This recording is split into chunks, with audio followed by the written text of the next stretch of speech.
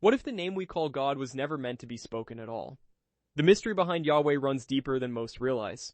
Yahweh is the Hebrew name for God, found thousands of times in ancient sacred writings, yet its true pronunciation was considered too holy to speak aloud. Ancient Hebrew priests believed uttering this sacred name could only be done by the high priest once a year inside the holiest chamber.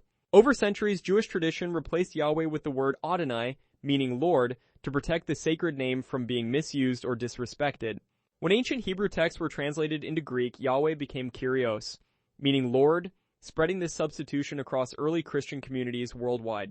The Latin Vulgate Bible then carried this tradition forward, using Dominus for Lord, further distancing everyday worshippers from the original divine name, Yahweh.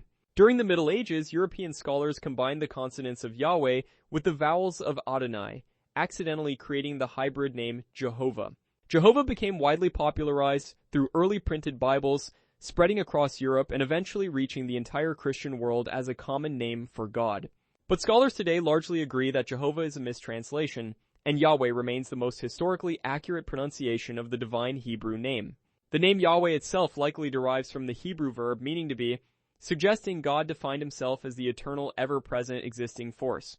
This connects directly to the famous moment when God told Moses his name was simply I Am, a profound declaration of eternal existence. As Christianity spread globally, missionaries translated scriptures into hundreds of languages, each culture adapting the name God to fit their own linguistic traditions.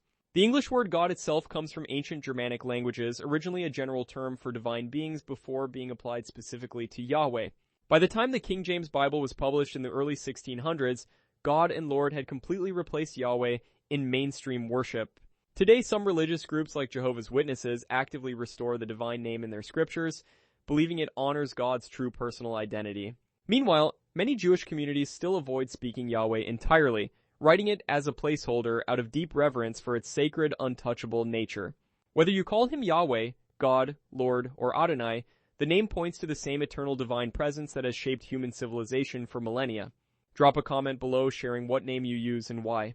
Your perspective matters in this ancient and ongoing conversation about the divine.